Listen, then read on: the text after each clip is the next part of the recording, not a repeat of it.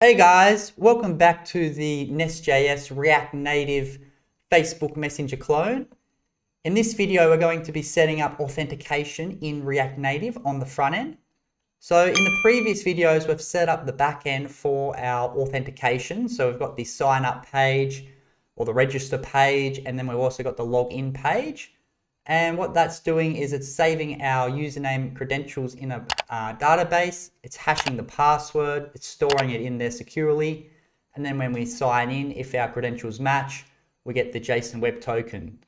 Now, the JSON Web Token is important because future requests will be expecting that to authorize the actual request. So we're going to need to set that up on the front end. So in our React Native project, what we're going to do is we're going to start off by installing Axios, a package for making API requests.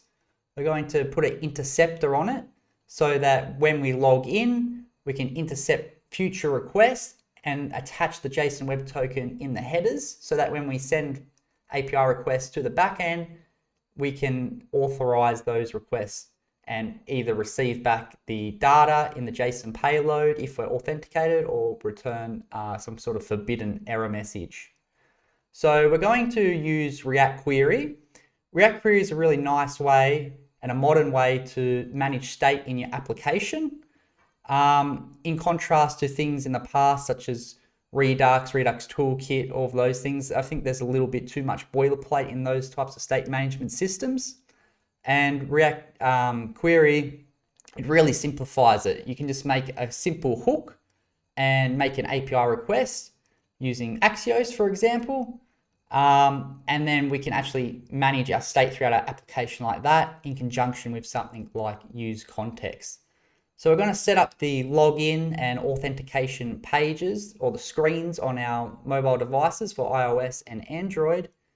And we're going to protect the routes.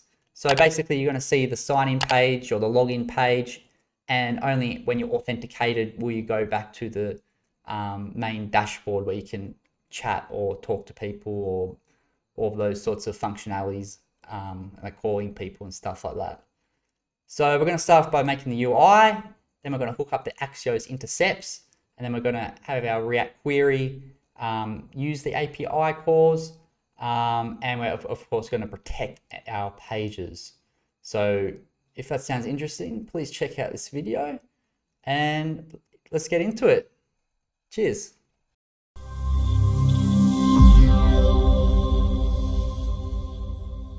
So let's have a quick little demo at the application. So we're building the registration and the logging in, the UI, and also more the functionality as well. So you can see here that we've got the registration page where you need to enter your details, and you can also go to the login page. They're quite similar.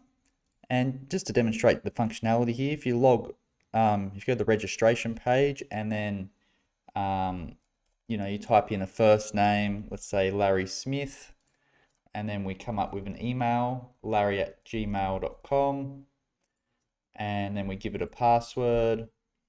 We register, we see that it loads, and then once the API request is done, it takes you back to the login page, and we can do the same sort of thing. We can just log in here with Larry and the password, and then they'll just route us back to the main page. So we'll see all of that. So let's start off by, let's just make one small tweak to the backend. And if you're just following on with the React Native, you can just copy the or clone the repo. The link will be in the description below for the backend, which you can just use Docker to run the backend. I've just added this one line here, app enable CORS, and that's because we are having our server running locally, so it's just on HTTP, and we're communicating from an emulator. So we're just making sure that there's no CORS issues there. And one other small tweak that I've made to the backend is in the login function, rather than just returning the token, I'm also returning the user, because when we log in, we want to store the user data as well as the JSON Web Token. And one important note is I'm actually calling this delete user.password. because we make use of a function which actually retrieves the passwords. We're just going to make sure that we get rid of that. Okay, so let's jump over into the front end project. So as you can see, I've already made some changes. So hopefully this will be not too bad to follow along with. But basically, if we're looking at the folder structure here, I've just basically leaned out a few of the files and just moved them around a little bit. I'm going to explain all of the steps, but if you do get stuck, you can always just clone the repo as well. So basically what I've done here is I've just added this shared folder here. And the shared folder, it's going to have a bunch of folders in it. And I've moved the components in there, the shared components, some constant variables, and then we've got our screens component, which we have as before. I've just added this login and register folder for those new pages. So basically what you can see here is if we come to the app component, previously we had all of the different screens. So when the user's logged in, they can see all the different screens.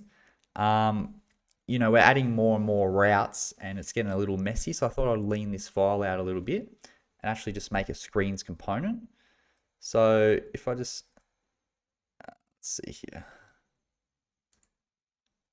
If I come back here and I import this screens component, which we'll see in just a second, we can see that we can just put the screens here instead of all of that code we had before. So if we actually go to the screens component, it's got it in a quite lean state at the moment. So we're just using React Router native. So we got the native router and then we got the routes. So previously we had the screens routes and I'm going to build that up. But I think we'll start off with some of the registration stuff and the sign-in stuff, and then we'll just tack back on the other routes. So we're starting from a nice, easy spot here. So basically, we'll import the register screen and login screen, which we'll see in just a second. So by default, when we go into our application, we're not going to be logged in. So we just want to be routed to the register screen.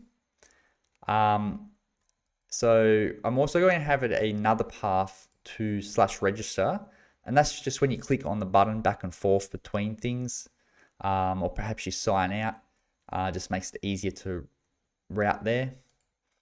And then we got the login screen. So basically we'll come back to where the missing stuff went, but hopefully it's not too confusing at the moment. But basically what I've done is where we had all those routes, I just essentially just moved them all into a new file just to lean out the file a bit. So all I did was just copy and paste this array of nav routes here into this file here. And we're making the UI, so I also have in this shared file, in this shared folder, I have these constants here. Oh, I must have moved that because this constants should be in the constants file. Let's go ahead and move that. So the nav routes and the colors, they're just constants. Basically, I just went online, I just saw what the Facebook colors were. So I got the Facebook blue and then the contrast to the blue, which is just a slightly lighter blue. And then I've just got white here. And that just makes it so when we use these colors throughout our application, if we want to change them, we only have to change them in the one spot. So probably a good place to start is just a simple input field. So if you're just looking here at the file structure, we've seen we got this shared folder. We've seen we got the constants folder. Now we got these shared components, and basically there's only two components in here. They're pretty basic. Just an input field because we're doing the registration form and the sign-in form. So we just need some input fields. And we're making a component for it because we're just going to reuse it. There's going to be first name, last name, password, email, and then the same two fields will also be on the login page, of course. So let's just say yes here. So basically what I've done here is basically an input field. You know, the input text, it can have a placeholder, so we know what to type in it. And that's just a string. But we also have this secure field, which is just a Boolean. That's just to, you know, the password form input field. It's just needs to be like blurred out. So we don't want to blur out all the input fields, so we just have a prop there for that. And then of course we just got the text or the value, and then we have the ability to change the text, which is just going to change the state in the parent component. So we just have this on change text method here. And then we can just pass all of those in as properties, and then placeholder and secure. These are going to be optional, so they're just going to default to you know, an empty string or false, because by default we don't want to hide the password. So let's just have a look at the actual component. So this text input, because we're using React Native paper, we get all of these you know, components that are built for us. So we actually get the input field. We'll just do a little bit of styling. So we'll tack on our own style sheet. You know, we just pass in the placeholder. So there's a styling for the text input itself, but then there's also styling for, you know, nested DOM elements that aren't the container element, such as the text. So we have a specific placeholder text color here, and I'm just using one of those colors that we've defined in our constants. You know, if we want the password, we just pass in the secure field. We pass in the value and the callback to the state we're changing in the parent. And these two fields here, I just added those in just because I was getting an error message. I think for some reason I thought that would be optional, but I'm not really concerned about accessibility at this stage. Of course, you could just add that on if you want. So just to look at the styles there, I've just got this style sheet here.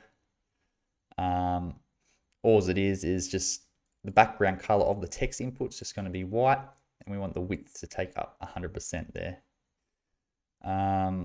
So it looks like these imports are no longer valid.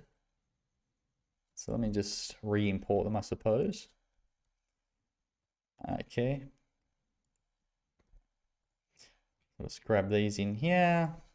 I'll separate the third-party packages from our stuff in here. So that's the input field, pretty basic stuff.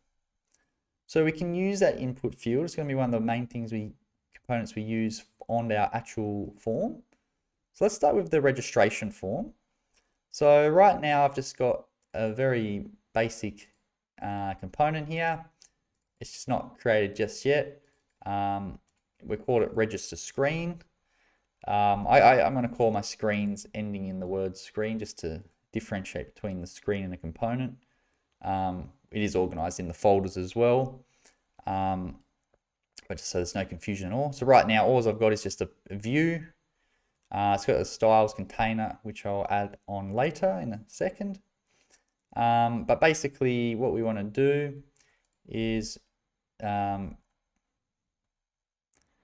well, we're going to need to, when we register, we're going to need to navigate to the login page. So we'll just bring in that hook there.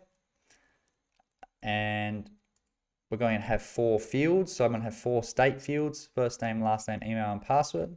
And by the way, if I'm going too fast through this, I got a whole video series on both LinkedIn clone and also the Amazon clone, where I go way more into detail about, you know, forms, error handling, all that sort of stuff. Because this is a React Native, you know, Facebook Messenger clone, it sort of assumes basic React knowledge. So I'm just sort of zipping through this so we can get into the more interesting stuff, which is the actual functionality. And I'm keen to get into some hybrid microservices as well. So yeah, just keep that in mind if you need, you know, more details about forms and all that sort of stuff, and error handling, and you know they're covered in those other video series in much more detail. But I did want to just cover through this stuff. Spend about 10 minutes just covering through it. So basically, we're going to need another container for the form. We're just going to add Facebook at the top. So this container is the blue background. This is the form fields, or the container, which has the text Facebook and the input fields. So we can just add the input field. We can just put the first name in here, and then we can, you know, bind it to the value, or pass in a prop to the value, first name, and then also the callback to setting the state in here. And the reason we have it in here in the parent is because we're going to make an API request from here, and we'll use React Query and Axios for that. So we'll see that shortly. Do the same thing for the last name, email, and password, where the password just has this extra secure prop we're passed in there. And then we want to have this button, which allows us to click on that. Now, right now, we don't actually have our styles, but we will create those. So we've got this mode contain. Paper material just means it's, you know, it's like has fill to it. And then we're going to create this function here, register handler. So that's going to allow us to make our mutation. And then we're going to have this other button, because if they're on the register page where they've already registered, they want to go to the login page, and then we make use of the navigate hook, which will take them to the login page. So we've seen that here. And I'm just going to copy and paste these styles in. I would recommend just copying and pasting them or cloning this project, but basically the main container, you know, in React Native, so we want it to take the full height and width of everything, give it a little bit of padding, give it the background color of the blue. We just align things using flex. Then the form container, we set it to a width of 100%.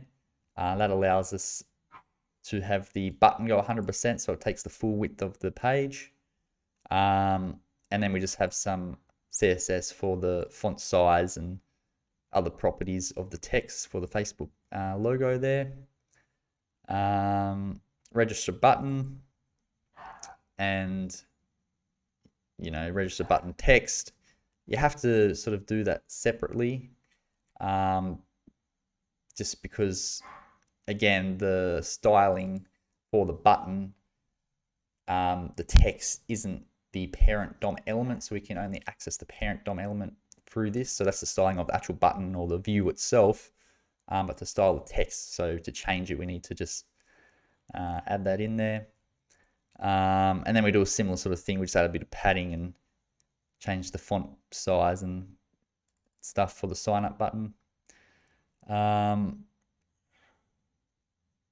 So that's pretty basic, really. Okay, so I'll get to the loader in a second. Actually, we'll just cover the loader. We won't do the loader straight away because we need to set up the stuff before we make the API call, but it's just, you know, nice and simple. All it is just using a component from React Native paper, the loader component. And well, I've renamed it to the loader component, which is a wrapper over what they call it, which is the activity indicator. And that's just, you know, a circle going around to show that it's loading when an API request is made.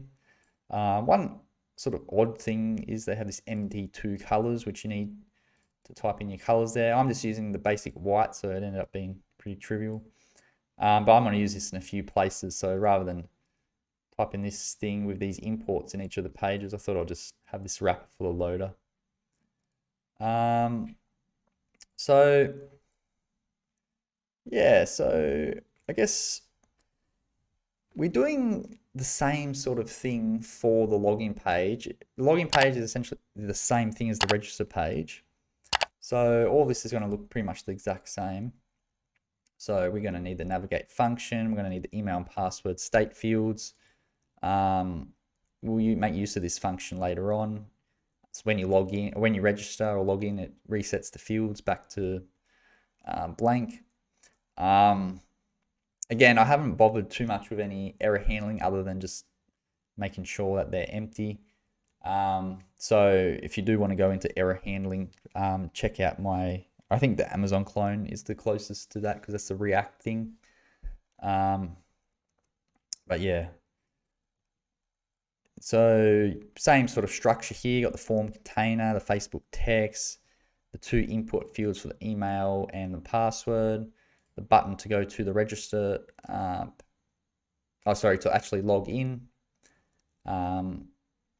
So we got this login method, which will create in that reset form. So we're going to have that on the other page as well. And then this button to actually go back to the register page there. So all pretty basic stuff. Just all we've done here is just done React stuff to build the UI out. Probably more interesting is actually hooking up Axios. So we want to be able to make HTTP requests. We want to, be able to intercept HTTP requests. And when we intercept HTTP requests, we want to attach the JSON Web Token. We'll start off just by making a HTTP request. And then, we'll actually make an API call. So let's go ahead and do that. And we're doing that with React Query. So we're going to get to this context as well. We're going to use context, but we'll get to that in a moment.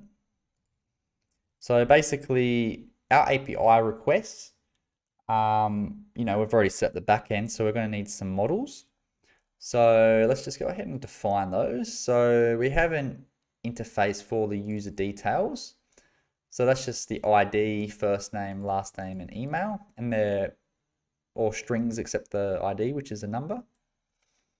And then we're going to have another interface for the new user. So when we're registering. And I've put this in the shared folder. So I've got the shared components, which we've seen the input and the loader.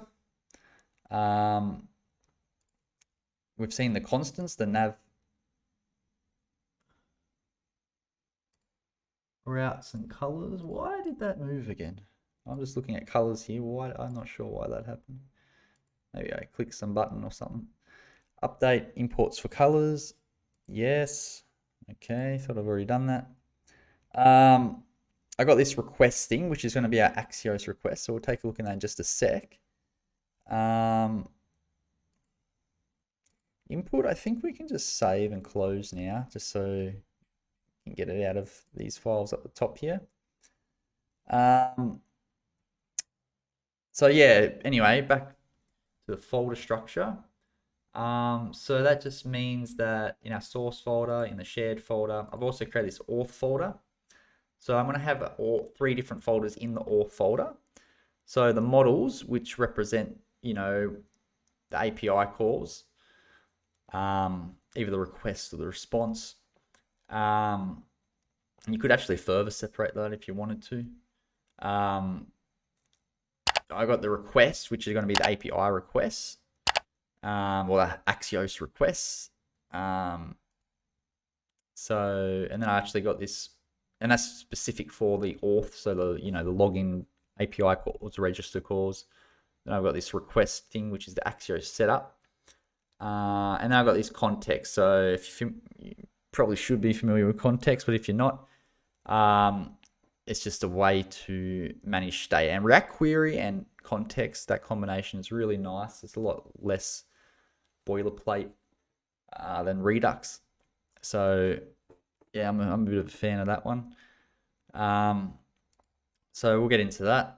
But just to finish off our models here, we've got this new user model. Slightly different to user details. So user details is after we've saved it, into the database, and then we get our ID back, and we're not getting the password back, obviously.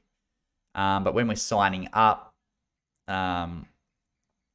you need to type in the password. So, I mean, you could separate these further, but this project, I'm not going to bother about that because, again, I don't want to focus too much on all of the details of authentication, although we will cover all of the main strokes.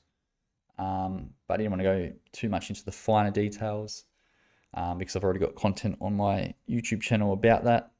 And plus, it's going to be more interesting to get into some of the hybrid microservice stuff, online presence, chat, video calls, which is where I want to spend most of my time. But of course, we need to set up some authentication. So we need to have the login user, email and password. And then what you get back is a JSON web token. And I actually just made this tweak just before.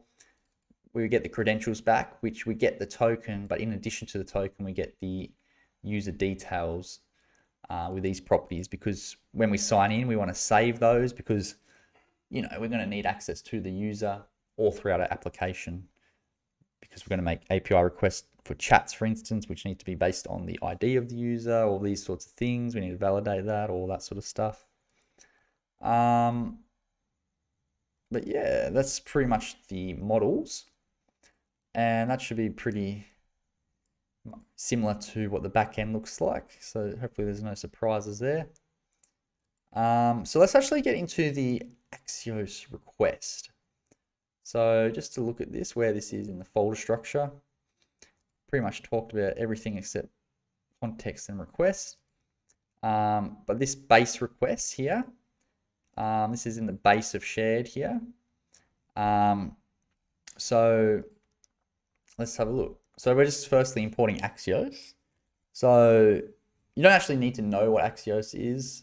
I assume you've probably used it. It's just like fetch, but a little simpler.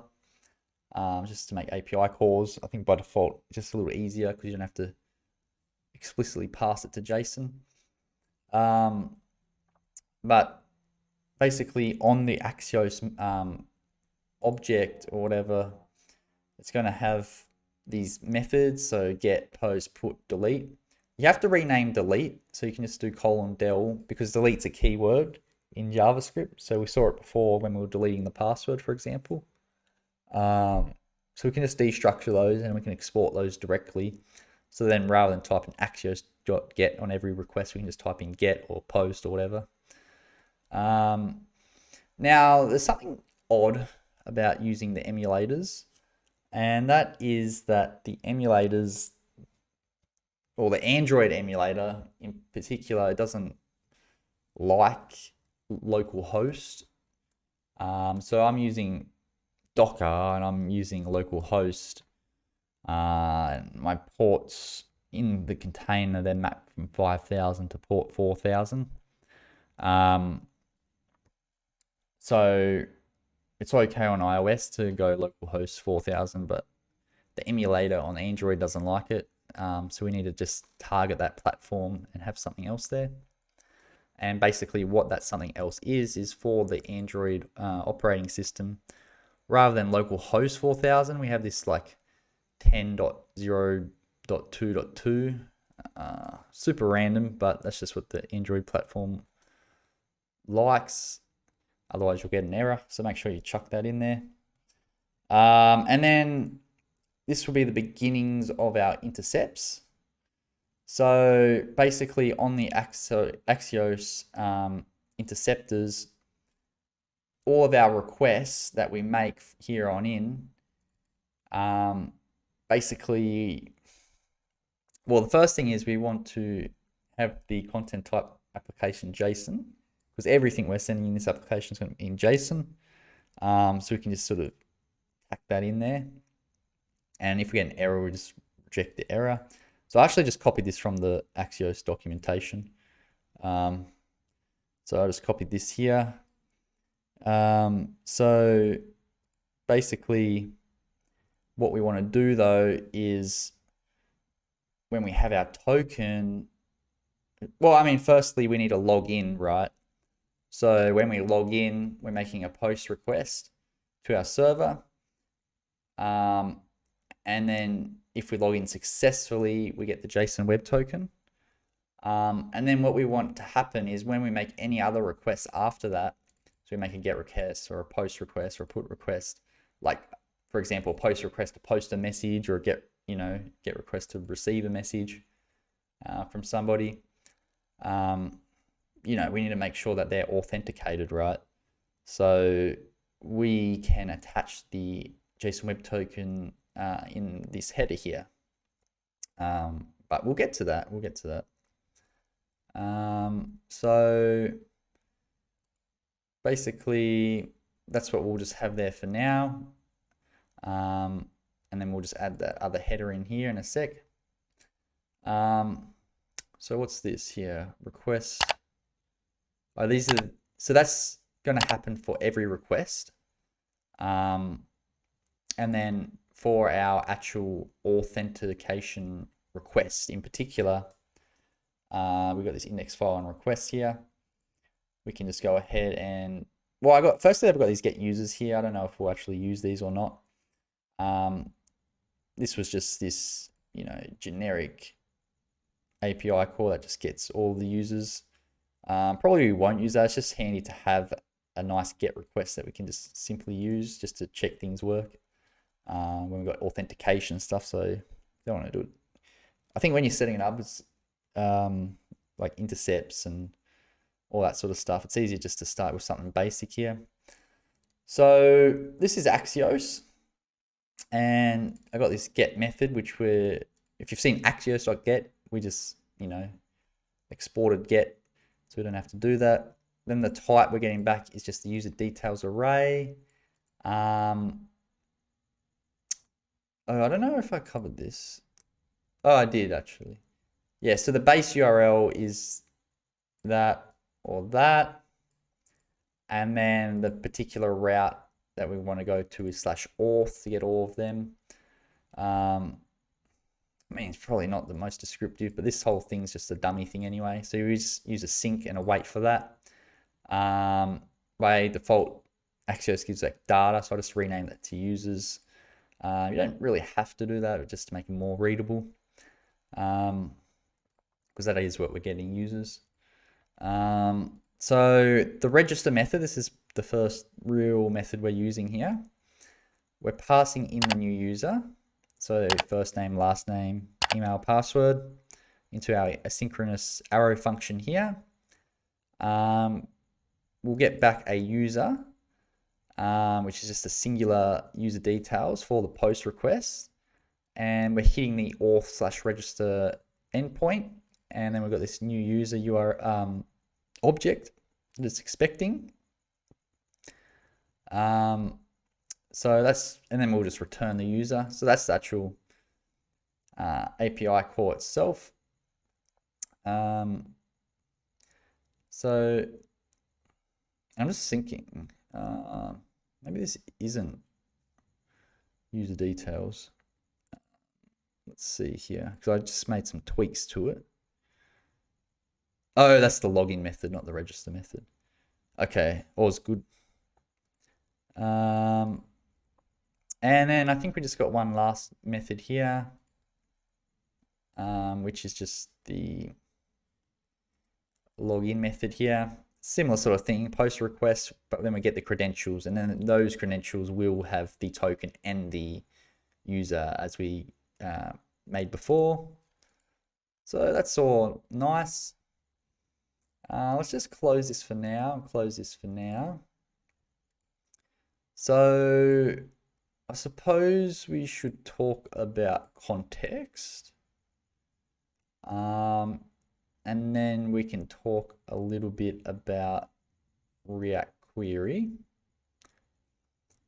And then we'll go back into the other pages to actually fire the API requests. Okay.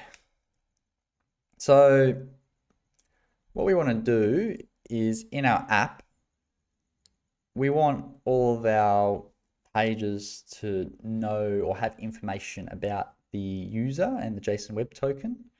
And depending on that, it will depend on which screens we show. So if they're logged in, we can show the screens we've set up in the previous videos. If they're not logged in, we'll see these registration and login pages. So for our application to have that global access, we need to use context. So we can have this auth provider, which we're going to create right now in this auth context file. And basically we just wrap our application in the auth provider. So we've got the query client provider. We're going to need that around the auth provider because I think I'm not sure if we use it or not, but it's good to have that around there in case we wanted to use API recalls in anything nested in there. And then the auth stuff, we want it to be around all of our components. And pretty much everything we have is in the screens here. All our pages that make use of the context we'll need. So we can pretty much just save that. And we can just close that. It's erroring because we haven't actually created the the context just yet. So we'll come back to the screens and we'll re-add in the things we've created in the previous videos. But context, basically, because we've wrapped it around our elements, it's just expecting these children, which is just a React node. So we just type that out. So we want to have an interface for our auth context. And I've just put this auth context. And the reason I've done auth context is sometimes you see this when, if you use the variable auth context as a variable, but then you also got the type, just to avoid any clashes. So basically, we're going to want the user details, which we're going to get back. So when we log in, we're going to get back the user details. So this is undefined or user details, denoted by this Elvis operator here, or null safe operator. And that's obviously because when you first hit the application, you're not going to be logged in for the very first time. Likewise with the JSON Web Token, we'll just store that as a string. And then basically if they're logged in, that's true or false. And if they're logging in, so this is like basically for the state when it's loading, like an API request is loading. Now you could deduce these simply from here, or at least one of them, and depending on how you structure it. But just to keep things nice and easy, I thought I'd just explicitly write that. Like, yes, you can lean out the files and deduce things, but sometimes just having the variables written out like that is just easier. So like you can just look at a component, are they logged in, show this, if they're not, show this, rather than having like a double bang JWT and all this sort of stuff. But that's preference. Not going to spend too long on that. And then of course you got the onLogin method. So a login method takes the login user type or interface, and it's not really going to return anything. It's just going to perform some side effect operation. On log out, it's just going to destroy the references to these. Now you probably should have a JSON web, on the back end, you probably should have a logout method which destroys the JSON Web Token. But I think I've covered that in previous videos and it's pretty trivial to do. So I'm not going to worry about that. But of course, if you want, you can just simply add that in. So export const auth context. Now we're just going to create some context based on that particular model here. So we just need to add in all of the things. So we've got this auth context here. And again, I've got the auth context so it doesn't clash with, and the iAuth context so they don't clash. Got the JSON Web Token here. Initially that's undefined, likewise the user details, and are they logged in? It will initially be false. Are they logging in? That will initially be false. And then for the methods, we just need some sort of placeholders so it satisfies the contract here.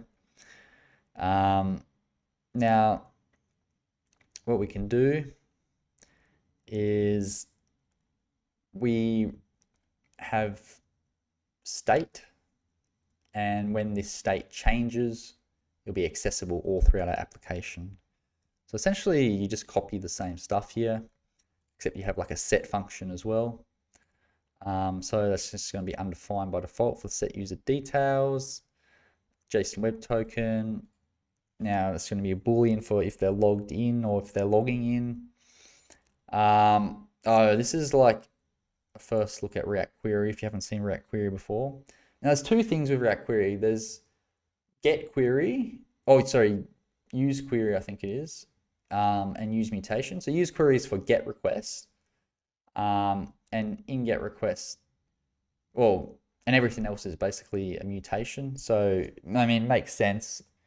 I think they're talking about like the data, if you're making a post request, you're changing the database, or if you're making a put or a patch, you're changing an existing record. If you're deleting something, you're changing something. So you're mutating the existing database. But if you're getting something, you're just getting it. So it's just a read thing rather than a write thing. So, I mean, they're pretty much the same thing anyway. It's just a different method, but they have some slight differences. So like reading the value, you can just read directly, whereas mutation, it's more in a response to something. So you like click on something and you say, well, with this mutation, you just click on something and change it so you can fire it off. So basically, in its simplest form, all you need is use mutation, and you pass in the function. So we've set up our API call before, and that's all it is really. It's just you making an API call. So one thing to note, and I don't think we do it in this video, but if you haven't used React Query before, is the main difference is in use query, you have like a key, and that just caches your data. But obviously you don't really need to cache your data. And if you did need to cache your data, you could explicitly cache it by calling a method from the React Query client. But we may or may not need to do that, but we'll probably do it later if we do. We won't be doing it in this video. But you can just look at the React Query documentation as well. So, I mean, it's really basic.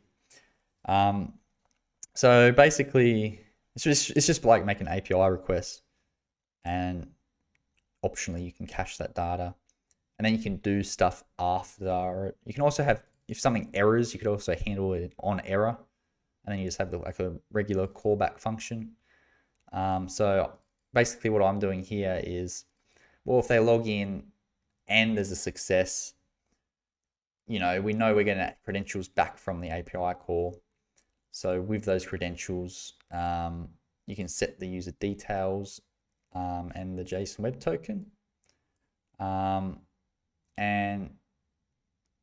we can say set is logging into false. So there's on success, there's on error, there's also, what is it? On settled. And it's probably actually better to,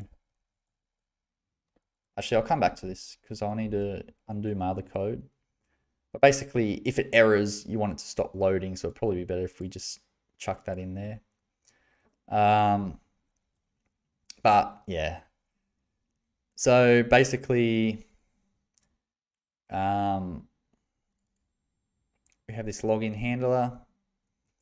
So basically, from one of our components or our login page or our login screen, we want to be able to log in, and then we want to access this context here. And then that way we can make the mutation. And then they'll set all these properties here, and then they'll be made globally available to our wrapped application. Logging out, similar thing, but we're just resetting the values here. And then you just return the auth context.provider, and then you wrap it around the children because it's wrapping our application. And then you just need to pass in all the values. So user details is going to be set as user details. So that's just shorthand when the variable names are the same. So passing out the JSON Web Token if they're logged in is if they're logging in, because we're going to need that information. And then obviously these two handlers here that we just created here. I think that's it. So I'll come back to this part now. So basically on settled, and basically on error, you might want to do something like you might just want to have a simple pop-up or an alert that just says, oh, you know, HTTP request failed for whatever reason, or have a more user-friendly message. So I'll leave that as an exercise to the viewer.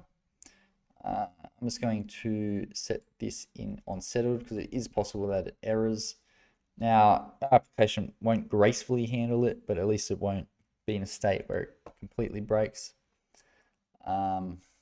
Basically, the user just won't know that it errored. But they will know because it stops loading, so at least there's some indication. So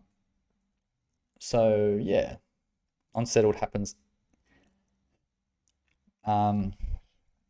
after this API call either succeeds or fails. So we can close this here. We can make use of that. I'm just going to put this sign out button just like on like the chat page, just so like we can log in and log out. So we just import that. Oh, and to import the context, we use context, the name of the context, and then just use object destruction for the name. So let's return back. So we need to come back to our login pages and our register pages. But let's just, okay, let's do that. Let's do that. And then we'll come back to the screens and re-add our component, and then we'll test things out. So let's see here. So in the register page, we've got the UI, and basically we just want to add this sort of thing in here. So basically, when we click the button to register, we get a spinner while the API request is going. And that's going to be based on the register mutation. So if that's loading, we'll show the loader, otherwise we'll show the button. And the button has a call to the register handler, which will fire this register mutation. So if we create this register handler, we'll have a very simple error handling, but just basically checking that all the fields are there. I mean, if you want to do email validation, the Amazon clone is really good for that. I actually go into some standards with email validation. And, you know, you can have more sophisticated checks, such as checking for passwords to make sure they have a special character and first name is at least 2 characters and all these sorts of things, but this will do. So we can just add the reset form, resets all the state back to the empty variables or the empty strings. We'll just import some of these models and the register method here and the use mutation from React Query. And then this is the thing that's actually doing the work for the API request. So I'm just going to call it register mutation. I usually like to just call it whatever it is. So the register method here plus the word mutation, but you could call it whatever you want. You could just call it mutation or register or whatever. So we use the mutation, we register, which makes the API call. And then if all succeeds, we'll just reset the form and go to the login page. If it fails, refer to the Amazon clone series or the LinkedIn clone series. So we got this use navigate here. Oh, yeah, so I think that's the register page, right? We've built the UI, and then if you click the button to register, it's going to register. Well, it's going to call this register handler. The register handler makes the mutation, and the mutation makes the API request. And then if the mutation is loading, then you just show the loader. And then on success, we'll just load or navigate to the login page. So we can close this. So let's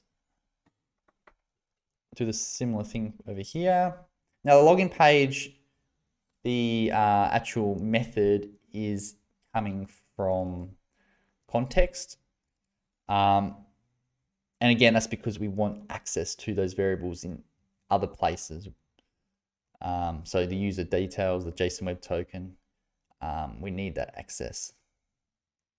So we also get the is logging in here. I added these styles here. Just copy and paste them, but just rename them login. So again, you could probably refactor this, make it a little better. I'm not too worried about it though. I'm basically just want to do authentication in this one video. So I can get into the more interesting stuff. So yeah, so we do a similar sort of thing. We show the button, have this on login here. You know, reset form. I mean, you can put that in there or over there. It doesn't really matter because you're going to be rerouted anyway. But yeah, if you log in, or if you're logging in, show the loader. So that's why we've got this is logging in, because we got it from the context. What else do we got here? A button.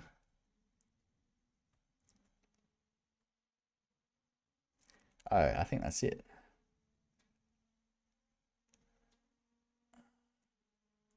All right, sweet.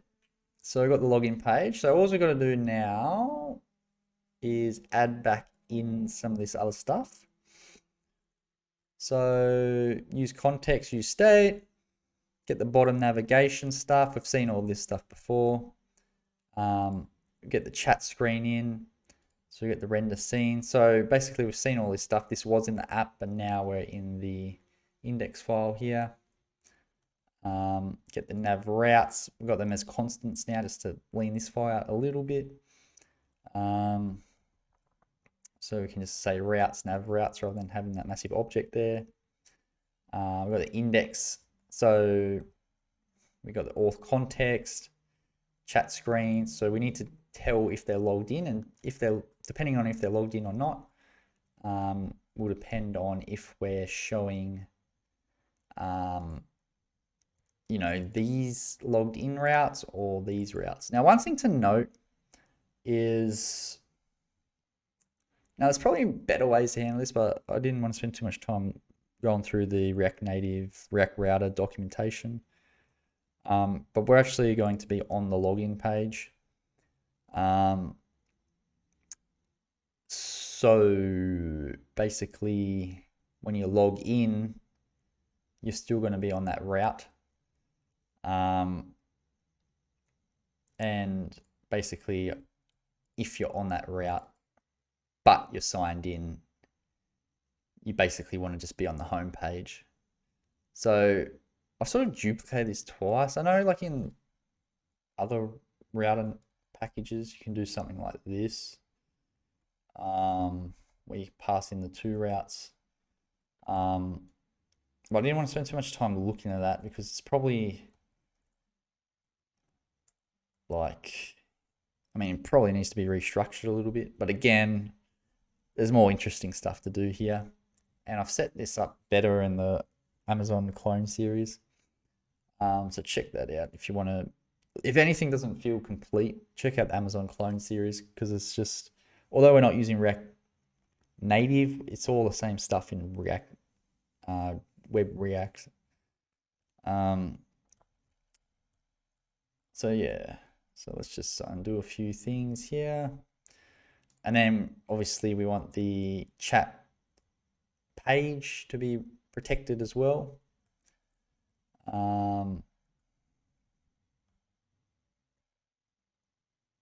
Yeah, I think that's it. So we've got this here. So that should be almost there. So let's just see where we're at. So you need to close this thing here. So hopefully I haven't broken things too bad. I'm just going to run npm run Android. And I'm going to jump over to the Mac in a future video as well. I think it should be similar, except we just need to do a pod install from the iOS folder. There might be one thing we need to do for one of the packages. But yeah. All right, so let this load.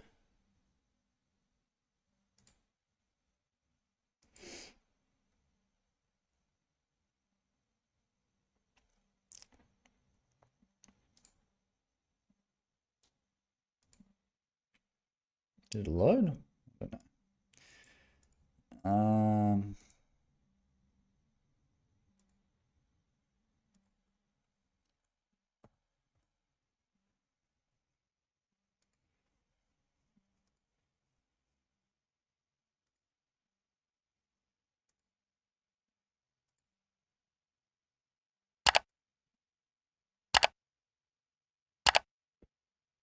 All right, that looks good.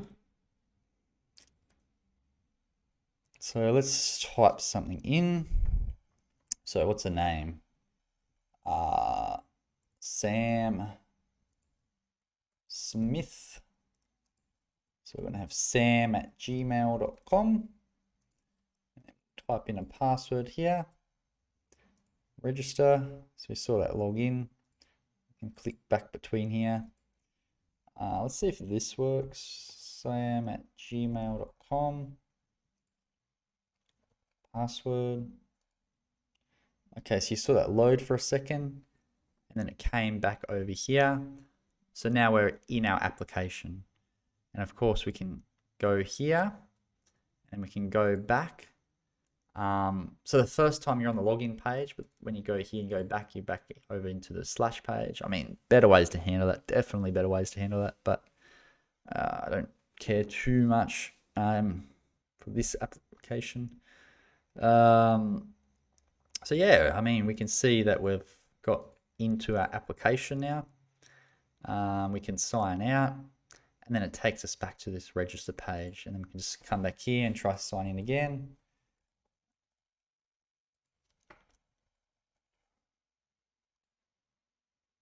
Great, awesome.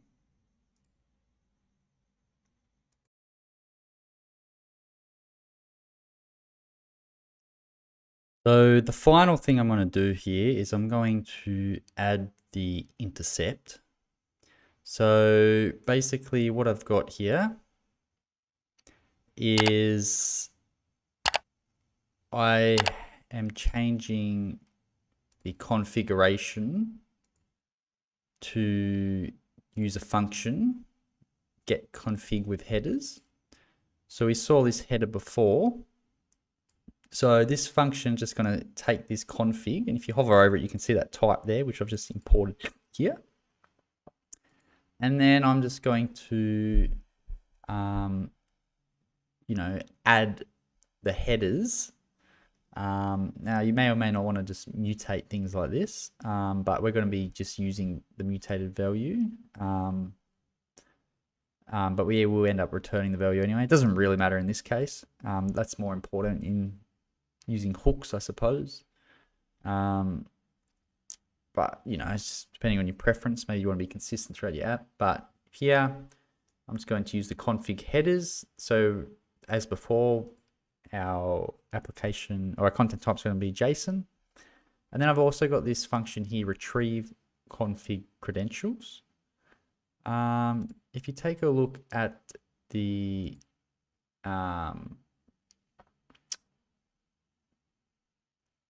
well, actually, if you look at the Axios interceptors here, basically what we want to do is we just want to also attach the token. So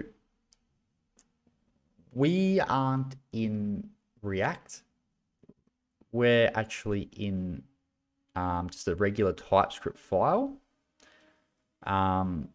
Because Axios works independently, it works in any of JavaScript, vanilla JavaScript or JavaScript library. So I'm using this package here to store the stuff in local storage. So this is similar to local storage, but in the phone storage. So you just need to run npm install at react-native-async-storage/async storage. You just copy this link. And basically what we can do then is we can, when we, well, basically in our, where is it? Our auth context, we can go ahead and we can import the async storage from at React Native async storage. And then we can use that. Now, like the name suggests, it is async. So basically, when we log in, we want to store some credentials.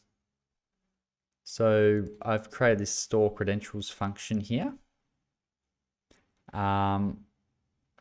So essentially, and if you read, I don't know where I am now.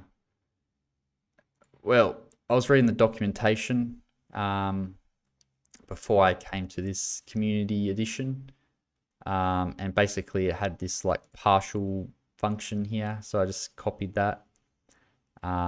It's things on the GitHub, the documentation, but then it got deprecated and they made it into a community package. So I was looking at the original documentation and then just copied it from there. But it's pretty trivial. Basically, you just need an async function. So I'm wanting to store the credentials I have, so the JSON Web Token and the user.